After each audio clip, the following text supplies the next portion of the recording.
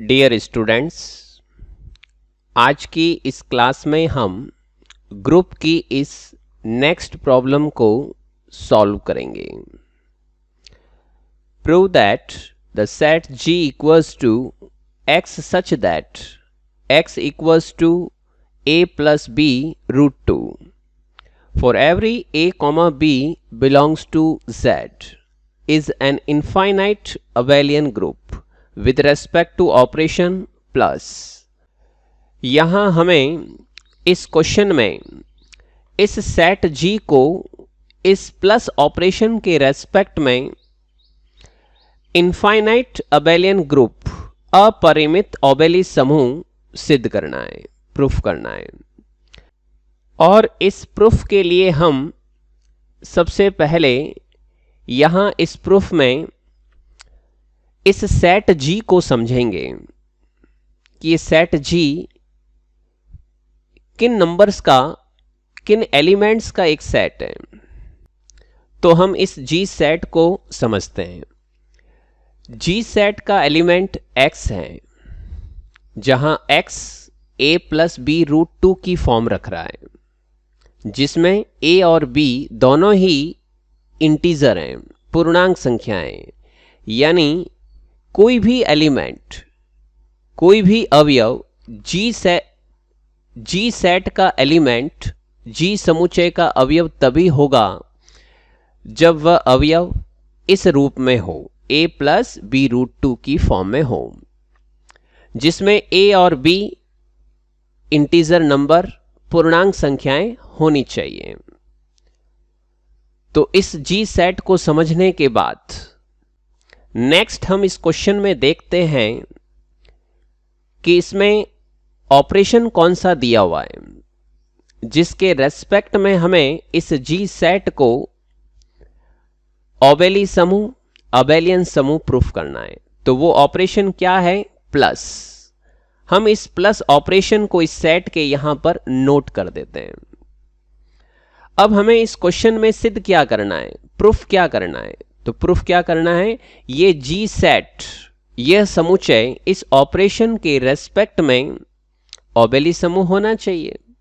तो ओबेली समूह होने के लिए हमें क्या प्रूफ करना होगा कि ये ऑपरेशन प्लस जो है वो G1, G2, G3, G4 और G5, इन 5 एक्सियम्स को, इन 5 नियमों को संतुष्ट करें। तो हम सबसे पहले यहां प्रूफ के लिए इस G1 यानी क्लोजर लॉ, संवर्त नियम को चेक करते हैं। सबसे पहले हम इस सेट G में से कोई भी 2 एलिमेंट चूज करते हैं। For every x1, x2 belongs to G set.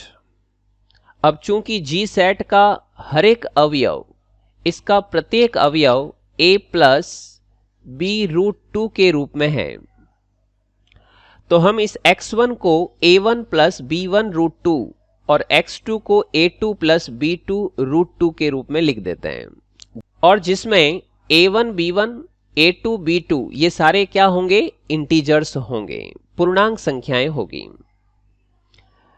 In number को चूज करने के बाद, इन 2 एलिमेंट्स को G में से लेने के बाद, हम इन दोनों एलिमेंट के बीच उस ऑपरेशन को लगाते हैं जिसके रेस्पेक्ट में हमें ये क्लोजर लॉ, ये संवर्त नियम प्रूफ करना है।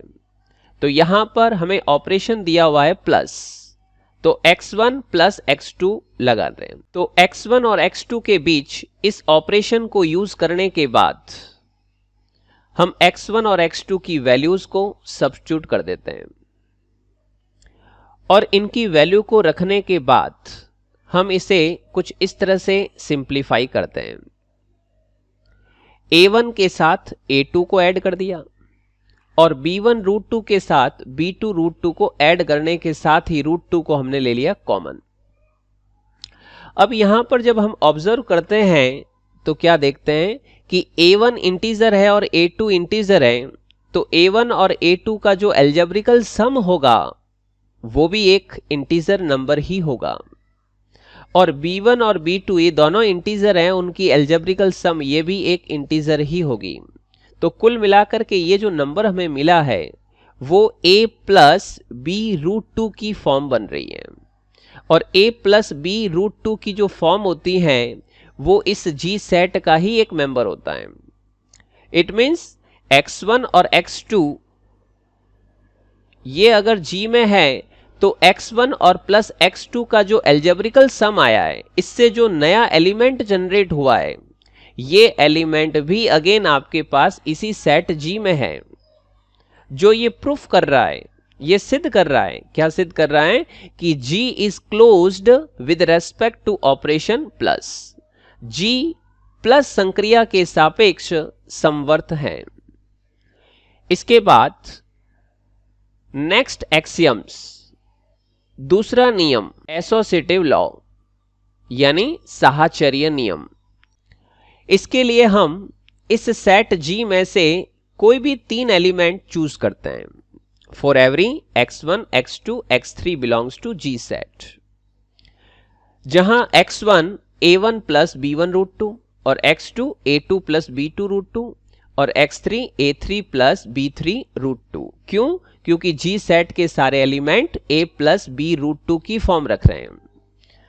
अब इसके बाद हम यहां इसकी वैल्यू को कैलकुलेट करते हैं। x1 plus x2 plus x3 means x1 और x2 को पहले ऐड करेंगे और उसके बाद x3 को ऐड करेंगे, और इसके लिए सबसे पहले x1, x2 और x3 की सारी वैल्यूज को सब्स्टिट्यूट कर देते हैं। इसको रखने के बाद सिंप्लीफाई में पहले हम इन दोनों को ऐड करते हैं, तो a1 प्लस a2 और plus b1 plus b2 root 2 और plus a3 plus b3 root 2, और फिर इसके बाद a1 प्लस a2 के साथ में a3 को ऐड कर दिया और b1 प्लस b2 के साथ b3 को और रूट 2 को हमने ले लिया common. That is left hand side part of associative law. अब इसका जो राइट हैंड साइड पार्ट है उसको चेक करते हैं। x1 plus x2 plus x3 means x2 और x3 को पहले ऐड करेंगे और उसके बाद हम इसके अंदर ऐड करेंगे। तो यहां सबसे पहले x1, x2 और x3 की वैल्यू को सब्स्टिट्यूट कर देते हैं और उसके बाद हम इसको करते हैं सिंप्लीफाई, और इसको सिंप्लीफाई करने के लिए a2 के साथ a3 को ऐड कर दिया और प्लस b2, b3 और रूट 2 को हमने ले लिया कॉमन। फिर इसके बाद हम नेक्स्ट स्टेप में a1 और a2 और a3 इनको हम ऐड कर देते हैं, यानी कि फर्स्ट को इसके फर्स्ट के साथ में, और यहां पर इसको इसके साथ ऐड कर देते हैं। तो b1 plus b2 plus b3 यानी रूट 2 को हमने इसमें से कॉमन ले लिया। अब हम इस रिजल्ट को यदि इस ऊपर वाले रिजल्ट से कंपेयर करें तो हमें मिलता है कि ये रिजल्ट और ये रिजल्ट आपस में क्या है, इक्वल, और इनका इक्वल आना क्या शो करता है कि G is associative with respect to operation plus. G plus संक्रिया के सापेक्ष साहचर्य है, G प्लस ऑपरेशन के रेस्पेक्ट में एसोसिएटिव हो गया। नेक्स्ट एक्सियम्स G3 यानी G में तत्समक अवयव का अस्तित्व, existence of identity element in set G, यानी G सेट में तत्समक अवयव है या फिर नहीं है, उसका अस्तित्व है या फिर नहीं है, उसको हम चेक करते हैं और इसके लिए इसकी डेफिनेशन को यूज करते हैं। इसकी डेफिनेशन क्या कहती है, देखिए, for every x equal to a plus B root 2 belongs to G set, यानी ये G का कोई भी एक एलिमेंट है, and there exist E belongs to G set. इस G सेट में E एक ऐसा एलिमेंट मौजूद है, E एक G में इस टाइप का एलिमेंट एग्जिस्ट कर रहा है। किस टाइप से? सच दैट x और e के बीच या फिर e और x के बीच उस ऑपरेशन को यूज करने से दोनों ही स्थितियों में हमें अगेन वही एलिमेंट x वापस मिल जाए। तो हम इस e एलिमेंट को इस सेट G का तत्समक अवयव आइडेंटिटी एलिमेंट कहेंगे। और इस आइडेंटिटी एलिमेंट के लिए हम इस इक्वेशन में इस x की वैल्यू को सब्स्टिट्यूट कर देते हैं। तो जैसे ही हम इसमें इस वैल्यू को सब्स्टिट्यूट करेंगे तो a plus B root two plus E equal to a plus B root two equal to E plus bracket a plus B root two मिल जाएगा। अब हम इसमें इन दोनों पेयर में से किसी एक पेयर को हम क्या करते हैं, सिंप्लीफाई। इनमें से किसी एक पेयर को जब हम सॉल्व करेंगे तो हमें e की वैल्यू मिलेगी 0 के इक्वल। और ये जो e इक्वल टू 0 मिला है ये सेट G का एक एलिमेंट नहीं है, क्योंकि G का एक एलिमेंट होने के लिए वो element a plus B root two की फॉर्म में होना चाहिए। परंतु हम इस 0 को 0 प्लस 0 रूट टू लिख सकते हैं, जिसमें 0 एक इंटीजर नंबर है और साथ ही ये जो फॉर्म बन रही है वो a plus B root two की फॉर्म बन रही है और ये फॉर्म G सेट के मेंबर ही रखते हैं। तो इसका मतलब हम कह सकते हैं कि ये जो E एलिमेंट है वो G का ही एक एलिमेंट है, G सेट का ही एक एलिमेंट है। इसलिए हम कहेंगे कि G में तत्समक अवयव का अस्तित्व है, G में आइडेंटिटी एलिमेंट एग्जिस्ट कर रहा है। इसके बाद हम नेक्स्ट एक्सियम्स को चेक करते हैं। G4 existence of inverse element, प्रतिलोम अवयव का अस्तित्व। इसकी डेफिनेशन से देखिए, for every x equal to a plus B root two belongs to G set, यानी G सेट का ये कोई एक एलिमेंट है। And there exist x inverse belongs to G set, उसी G सेट में एक एलिमेंट x इनवर्स ऐसा मौजूद है, किस टाइप से, सच दैट कि x और x इनवर्स के बीच उस ऑपरेशन को लगाने से या फिर x इनवर्स और x के बीच उस ऑपरेशन को लगाने से हमें दोनों ही स्थितियों में क्या मिलना चाहिए, आइडेंटिटी E, यानी जो थर्ड एक्सियम्स में जो हमने आइडेंटिटी फाइंड की है वो मिलनी चाहिए। ऐसी स्थिति में हम इस x इनवर्स को इस x एलिमेंट का प्रतिलोम अवयव या फिर इनवर्स एलिमेंट कहेंगे।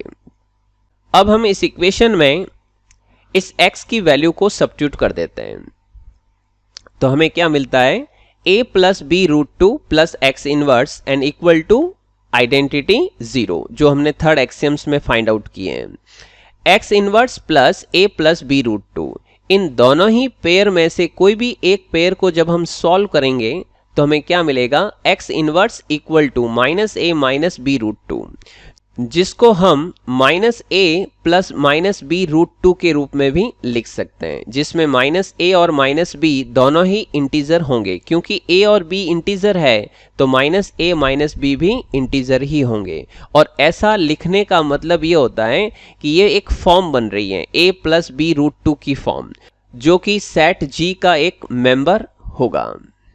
It means x inverse belongs to G set, यानी हम कह सकते हैं कि inverse element of every element of G are exist in G set, G में प्रत्येक अवयव का प्रतिलोम अवयव विद्यमान है।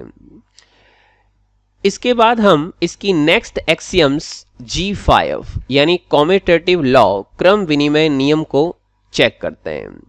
इसके लिए हम इस G सेट में से दो एलिमेंट चूज करते हैं। For every x1, x2 belongs to G set, where x1 equal to a1 plus b1 root two और x2 equal to a2 plus b2 root two, जिसमें a1, b1, a2, b2 ये सारे के सारे क्या होंगे, इंटीजर नंबर। और इसके बाद हम x1 प्लस x2 की वैल्यू को करते हैं कैलकुलेट, और इसकी वैल्यू के लिए x1 और x2 की वैल्यू को सबसे पहले सब्स्टिट्यूट कर देते हैं और फिर हम इसको करते हैं सिंप्लीफाई। सिंप्लीफाई में a1 के साथ a2 को ऐड कर दिया और b1 रूट टू के साथ b2 रूट टू को ऐड कर दिया और रूट टू को हमने ले लिया बाहर। और इसके बाद हम x2 प्लस x1 की वैल्यू को कैलकुलेट करते हैं, जिसमें x2 की वैल्यू और x1 की वैल्यू को सब्स्टिट्यूट करने के बाद इसको भी हम करते हैं सिंप्लीफाई। तो a2 प्लस a1 और b2 रूट टू के साथ b1 रूट टू को ऐड करते हैं और रूट टू को कॉमन लेते हैं तो ये चीज अपन को मिल जाएगी। अब इसको हम फिर लिख सकते हैं A2 प्लस A1 की जगह पर A1 प्लस A2 और B2 प्लस B1 की जगह B1 प्लस B2 भी लिख सकते हैं।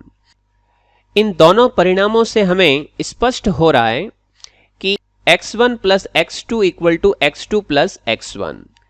इसका मतलब G is commutative with respect to operation plus G योग संक्रिया के सापेक्ष क्रम विनिमय है।